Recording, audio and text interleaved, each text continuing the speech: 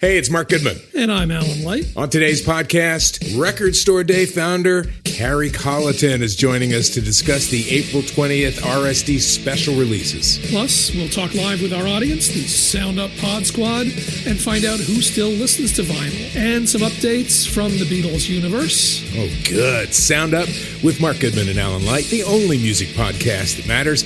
Get it on Pandora, Spotify, Apple Podcasts, or wherever you get your podcasts. What's good, y'all? This is Breeze Brewing from the Mighty Juggernauts. And make sure you subscribe and download the podcast, Library Rap, the hip-hop interviews with Tim Einenkel. Hip-hop journalism on the highest level. Yeah, what's up? It's your boy Joel Ortiz, and I want everybody to make sure that they subscribe and download the podcast, Library Rap, the hip-hop interviews with Tim Einenkel. Yo, Tim, I hope all is well. You my guy. I know these interviews are not interviews, they're actually conversations, and I appreciate them all. Yawa. Hey, what's up, everybody? This is Ice-T. I want you to do something for me. Make sure you download and subscribe Library Rap, the hip-hop interviews with Tim Einenkel. It is old fucking official. Alright? Stop playing. Download and subscribe. Library Rap, the hip-hop interviews with Tim Einenkel. It's cold. You know what I'm saying? What can I say about my next guest that hasn't been said? He's an actor, singer, producer, MC, lady killer, goody mob, Gnarls Barkley, solo artist, family man. He's CeeLo Green, and I want to welcome him to the library with Tim Einenkel and allhiphop.com. CeeLo Green, thank you so much for being here, man. Peace, brother. Thank you for having me. All right, so I want to start, obviously, from the beginning. The Goody Mob, the name was, my understanding, was a street name. So how does it go from this quote-unquote street name to this kind of this impact, this force of this crew that kind of just took the musical world by storm? It was pretty seamless once we were set into motion. I wasn't there. I was aware, but I was not there or a part of the street element. But I did know, the players involved, and they are still very much a part of who we are as an organization and a family to this day. And the hearts of those men are actually very family orientated and very inclined industrially in terms of, them having a clear vision just about business and, things of that nature. So I'm saying that to say it's almost as if it was a natural progression. You know what I mean? Like if you can only trust in the process, so I think I'm answering that right. You know what I mean? Yeah. But as far as the meaning and the life that it took on, the mantra and banner, it was just us coming to a realization, a collective realization that there was something greater, a greater purpose for us to serve, not just to solely entertain, but actually we would be activists in one regard. Because I mentioned this on a number of occasions that, we were then fighting for the civil rights of Southern hip hop and the equality, of our art form in particular and our expression. So, I think, that took a precedence, and it became, the sum of all of the working parts. Well, in order to get, to gain that progression that you guys, and, the goal, I think the end goal of what you guys were doing, besides people in your community that the activist part, who were you listening to, the hip hop artists or different musical genres that kind of helped shape your mind in terms of how you wanted to approach this art form? Me personally, I was listening to a lot of East Coast hip hop. And sometimes we say East Coast hip hop, separating ourselves from it, but we are the bottom end of the East Coast. You know, so it's still relative. You know what I mean? But you know, there was Public Enemy, there was the Native Tongue Collective, there was Parrish on the West Coast. You know, I loved Jungle Brothers, De La Soul, Black Sheep. Who else? Everybody, Coogee Rap.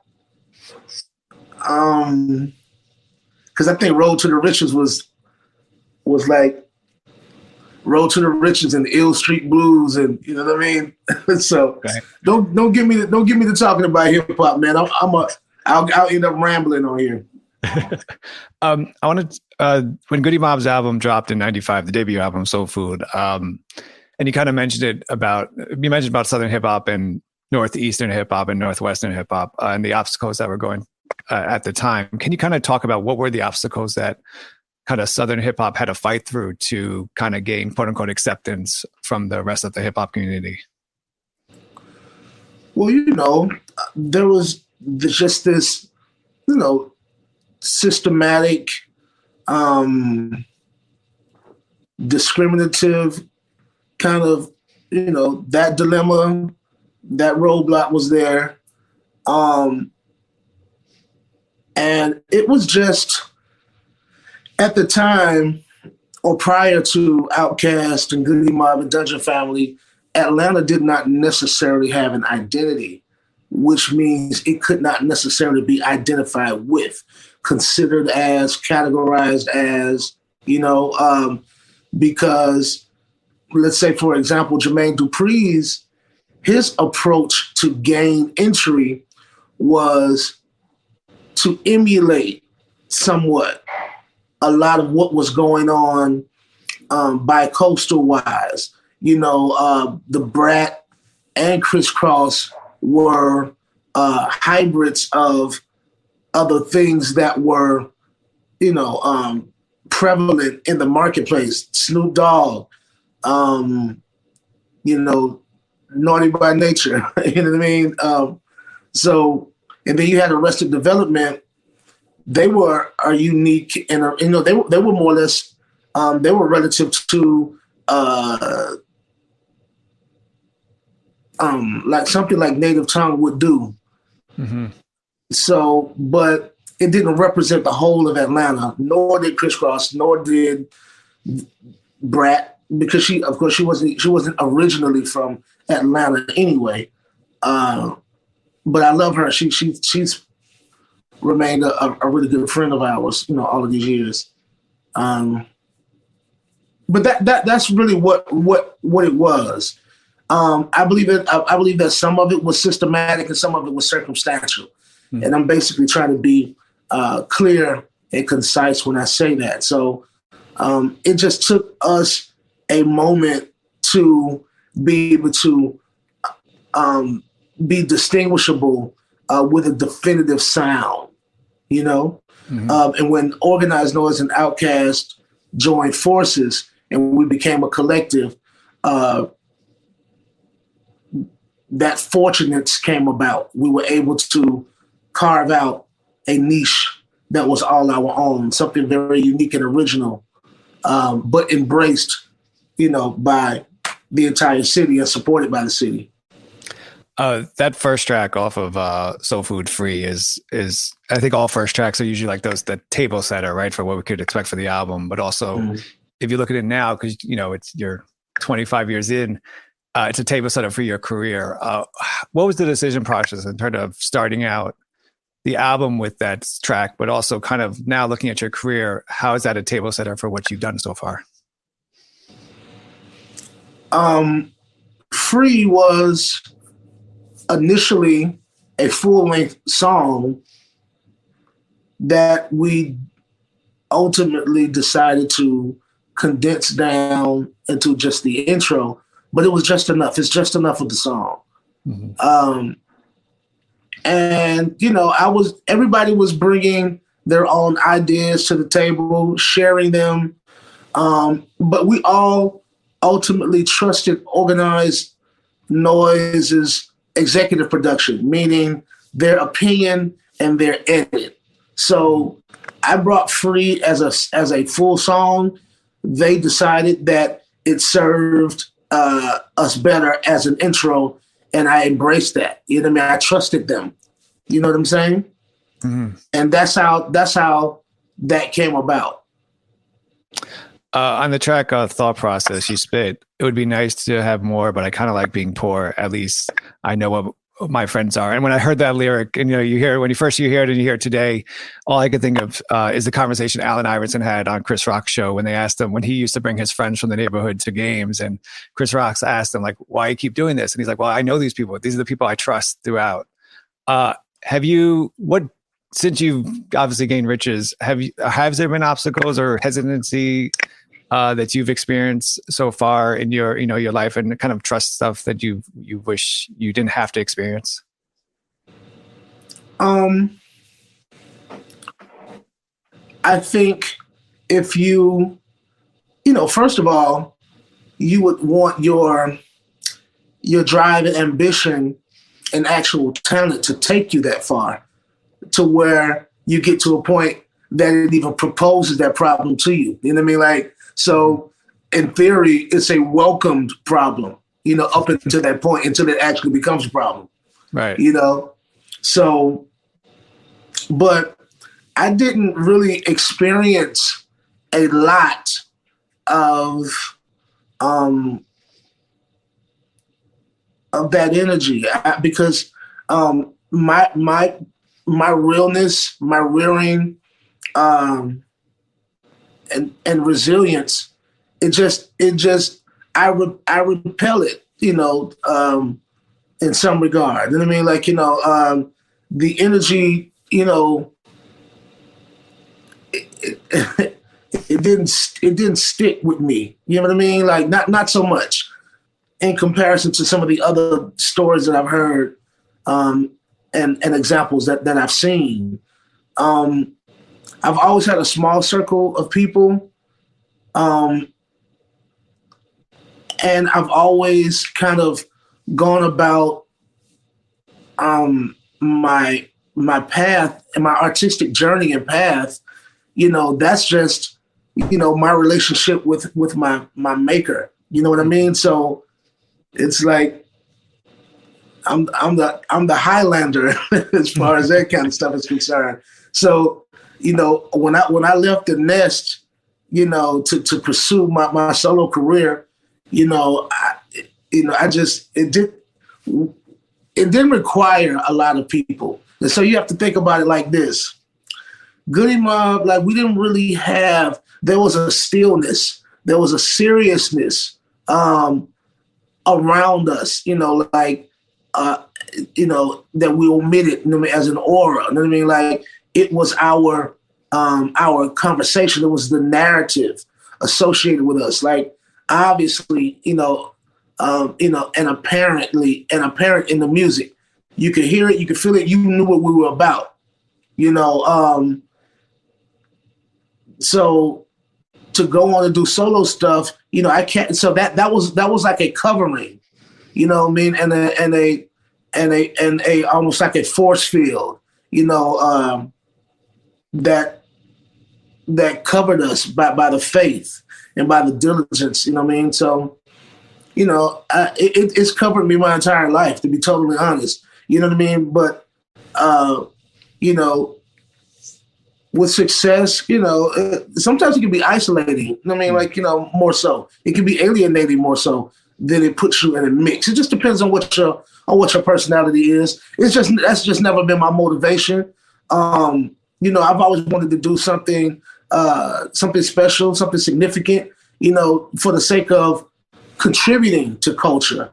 You know what I mean? It was always about what could I give, you know, as opposed to what could I get out of it, you know what I mean, in that way. So it's just never been my ambition. So it never came for me in that way. You've obviously had this amazing career so far, from, you know, in groups to solo artist to producing, and you've worked with so many artists. And I obviously never been in a studio with you when you're recording, but I want to, and you've also been in studios with other people when they're recording. And I want to ask you kind of lessons maybe you've learned from other artists that you've watched them in studio. I'm like, all right, that's a good idea. Let's take away from that. And if I could throw out a few names and you could just kind of give quick answers about them, that'd be great. So first off, of course, a great legendary R.I.P. Tupac. Did you ever have experience of watching him in studio, and what was that takeaway? Man, I had one opportunity to go to the studio with Tupac, and I should lie about it and say that I went, but I didn't. Everybody else went but me. I was doing something else. And I was like, man, I can't break away from this at the moment, but y'all go ahead. So the rest of the homies, they went over to a studio session. It's actually on tape. So I posted it not too long ago, where they went to the session where Tupac was recording Hit 'Em Up. You can go to Vlad TV. Edie Amin from the Outlaws, he spoke on that night. Right. And, you know, if I'd have known that something tragic, you know, and permanent was going to happen behind that, I most certainly would have took that one opportunity to go and meet and greet and be in the company of Pac. But we had met, you know what I mean? But I never got a chance to go to the studio with him. Easy Mo B tells a story about working with Tupac and Miles Davis. I mean, obviously separately. And he said the similarities between them was breath control. And Tupac would do things in one take and yell at the engineer if he tried to do if he cut him off. And Miles Davis, same thing, would do like one take. And it was for him, because it's about the live show, right? So you do breath control live show, right, which is pretty incredible to watch. T.I., if you could talk about kind of in studio stuff with him. Well, we were introduced to T.I. by Kawan KP Prather, who ended up founding his label off of that find, him discovering T.I. So T.I. was first seen on television with us, with Goody Mob. We were on tour. And I remember Joe Claire, it was Rap City. They were on the tour bus with us, and we were freestyling on the back of the tour bus. And that's the first time that T.I. was seen. So, you know, we feel connected to him, not responsible for what his success was, but he's definitely extended, you know, Dungeon family by way of KP, because KP is first generation Dungeon family, but he went on to become his own entity, you know, as an executive, you know. So, but the one time I worked with T.I. in the studio, he came to do a song with me called "You're the One," produced by Jazzy Faye for my sophomore album, CeeLo Green is the Soul Machine. And he's the first person that I saw come in, kind of was humming to himself in the corner to the beat. He went in the studio and did the whole verse. So that was the first time I had ever seen that.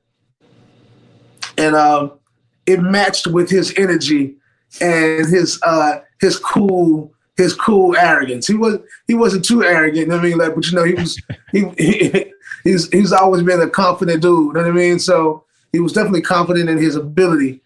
And he killed it. I mean, like, so I'm a witness to that. You know what I mean? That was the first time I saw it. You know, so before anybody had proclaimed that they'd done it, whether it be Jay-Z or Big, you know, to hear their legend that they didn't write necessarily. So he definitely was the first one I saw ever do it. Hey, it's Mark Goodman. And I'm Alan Light. On today's podcast, Record Store Day founder Carrie Colleton is joining us to discuss the April 20th RSD special releases. Plus, we'll talk live with our audience, the Sound Up Pod Squad, and find out who still listens to vinyl. And some updates from the Beatles universe. Oh, good. Sound Up with Mark Goodman and Alan Light, the only music podcast that matters. Get it on Pandora, Spotify, Apple Podcasts, or wherever you get your podcasts. Are you in search of deeper meaning in your life? Longing to manifest your true desires and unlock your full potential? Look no further than Portal Místico podcast, your gateway to treasure trove of transformative tools, enlightening interviews, and enriching content. I'm your host, Elena Maggio, and it's my heartfelt desire to guide you on this extraordinary journey of self-discovery. And with every episode, I'm passionate about sharing and introducing you to new topics in self-development, metaphysics, astrology, the law of attraction, numerology, interviews that will eliminate your path and fuel your own personal growth. This podcast is your wellspring of inspiration dedicated to help you uncover your purpose with unwavering passion. Together, we'll dive deep into the fascinating topics and explore endless possibilities. Listen to Portal Místico on Pandora, Apple Podcast, or your favorite platform. You've obviously not just worked with hip-hop artists, you've worked with artists like Christina Aguilera and Ron Stewart. I mean, what is their studio sessions like? And how is it different than when you first saw them of anything you saw before? Well, on those two separate occasions, we recorded separately. Oh. I would have loved to sit there and watch Christina sing because she's still one of the more famed and one of the most accomplished voices and vocalists that our generation has ever had. So I did get a chance to watch her work. The song that we did together was recorded at two separate times. And then also when me and Rod Stewart worked together, he wasn't there as well. He had already done his part. We did Merry Christmas, Baby for his Christmas album and also my Christmas album. We used that song on both of those separate projects. So I just recorded with the legendary David Foster, who produced that record. And I went out to his home in Malibu, which is just a beautiful estate overlooking the water. And I can tell you about that. He was really cool. And, just going down the hallway of his home, all of those many different plaques and all of the different things that he was involved in and responsible for, he's most certainly a legend in his own right. And it was a pleasure and a privilege to be working with him and invited into his home.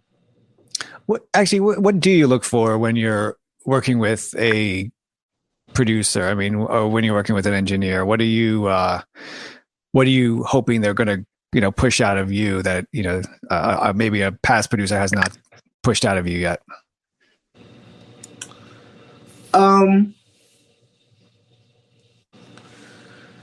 When I first met Danger Mouse, my partner in Gnarls Barkley,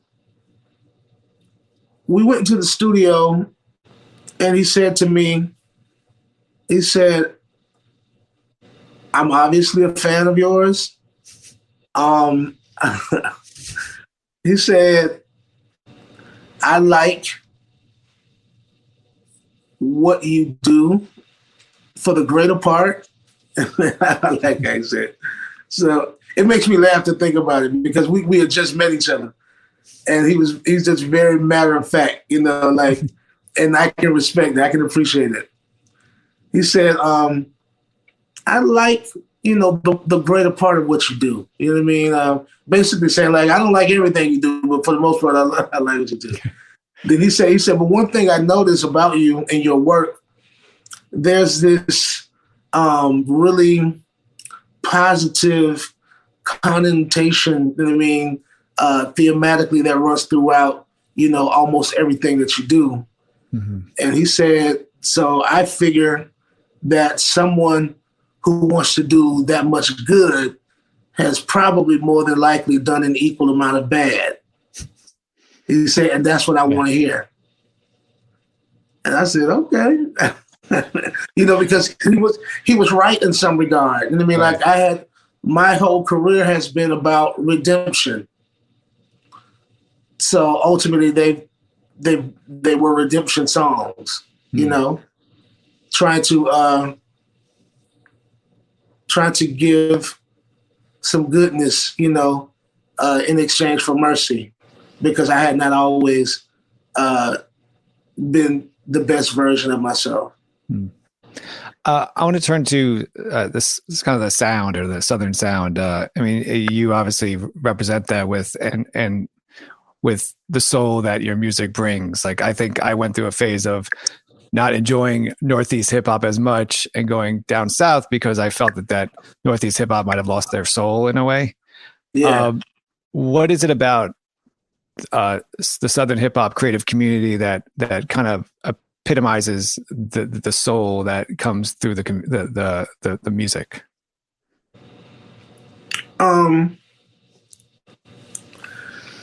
Well, there was a time, when the bridge between the generations was that rites of passage, where a hardcore hip hop act like Black Moon, for example, could sample Barry White. Mm-hmm. I Got Your Open remix, which is one of my favorite songs of all time. And it still worked. It worked exceptionally well. So that was a nod to what I like to call our parents' music, or that old soul, that ancestry.com, basically. It's the lineage, and we were keeping, that sentiment in terms of texture and nuance alive. You know what I mean? Like, so it ultimately made the song soulful overall, because it's a mood and it's a ghost in that music. You know what I mean? You can't reproduce it. You have to be it in some regard. And so then you have to be grateful for producers like Evil D, Mr. Walt. Shout out to them. So you gotta kind of wonder what that conversation or that process was like. They may have found it, produced it, like imagine them playing it for Drew High and Buck, and it's like, like I like that. Like, or what if they didn't necessarily like it at first, but it was that conversation of Mr. Walt saying like, or Evil saying like, yo, you should go here with it. You should try this. So you don't really know what their method was, but the end result is a classic hip hop record. So I'm saying that to say, then the era after that, that's when Puffy and Bad Boy brought that era. I mean, like, it gave hip hop this glossy, shiny, pop, plastic appeal. You know what I mean? And that's not to be condescending. It's just pop polished. You know what I mean? So he did not only, so he went a step further. He didn't sample obscure soul songs. He sampled mainstream, totally recognizable hit records. You know what I'm saying? Like the most blatant and deliberate parts of them. You know what I mean? So he wasn't trying to chop it. You know what I mean? Like, he was like, no, I'm using it. But that lent itself to the way hip hop started. I mean, like it started that way with Sugar Hill Gang and Chic, Rapper's Delight. So you couldn't really throw a rock at it, because it introduced hip hop, to the world. I mean, like, in the grandest fashion. You know what I mean? So there's a saying in the industry that says the difference between good and bad is the budget, So it was just this big budgeted, and all it meant to me was just that his executive decision or influence, him coming from an A&R capacity, he he convinced the industry of those entities that had those budgets that hip hop was worth the investment. You know what I'm saying? Right. So I think he did it, with the best intentions. But you're right. It then took a lot of the soul away.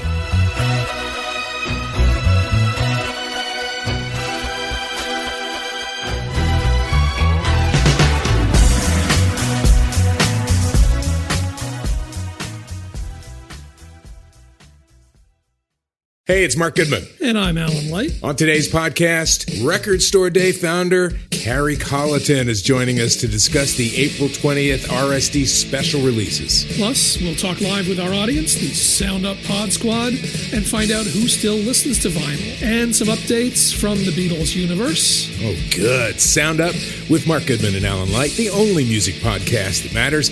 Get it on Pandora, Spotify, Apple Podcasts, or wherever you get your podcasts.